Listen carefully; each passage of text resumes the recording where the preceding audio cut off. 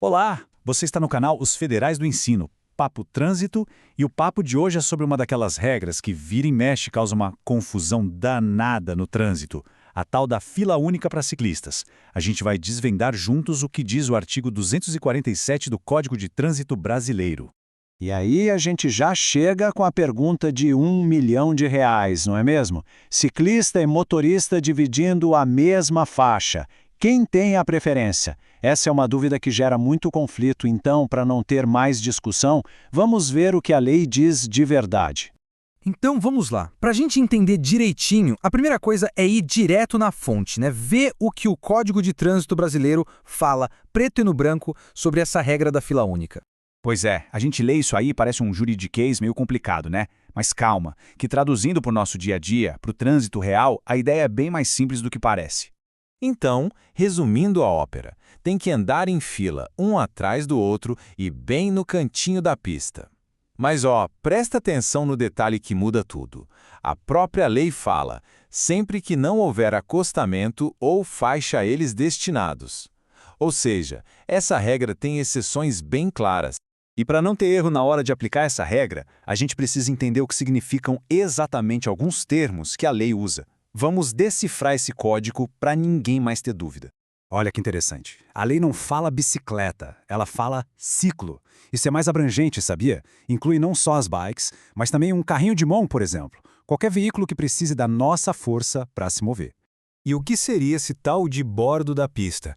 Pensa assim, é a beiradinha da rua, a margem da faixa onde os carros passam.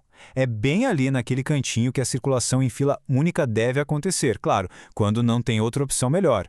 E aqui está o pulo do gato, a grande exceção que eu comentei. Se a via tem um acostamento, a história muda completamente. Aí o ciclista não só pode, como deve usar o acostamento, liberando a pista principal para os outros veículos. Beleza, agora que a gente já entendeu a teoria, vamos para o que interessa, a prática. Como é que isso funciona no trânsito de verdade? Vamos ver o que pode e o que não pode, para não ter mais erro. Olha só como fica claro nesse quadro. Se o ciclista está lá no meio da faixa, ou se tem dois pedalando lado a lado, batendo papo, aí sim é infração. Agora, se ele está no acostamento ou numa ciclovia, tudo certo. A diferença é bem nítida, né? Fila única no canto da pista, ou usar o espaço destinado, como o acostamento ou a ciclofaixa. Tá, mas e aí? Se alguém desrespeitar a regra, o que acontece? Tem multa? Perde ponto na carteira? Vamos ver quais são as consequências previstas no Código. A infração é considerada de natureza média e a penalidade é uma multa. E aqui tem um detalhe super importante. Mesmo que o infrator tenha carteira de motorista, essa infração específica não gera pontos na CNH, tá bom? E quem é que pode aplicar essa multa?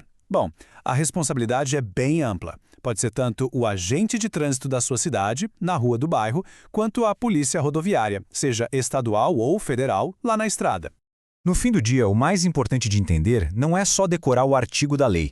O objetivo aqui é criar um trânsito onde todo mundo se respeita. É sobre segurança, sobre ter previsibilidade, tanto para quem está dirigindo quanto para quem está pedalando. É pura e simplesmente uma questão de convivência. E fica aqui a reflexão, não é? Agora, sabendo exatamente o que a lei diz, como é que a gente passa a enxergar essa divisão de espaço na rua? Conhecer a regra é a nossa melhor ferramenta para agir certo e principalmente para entender o lugar de cada um no trânsito.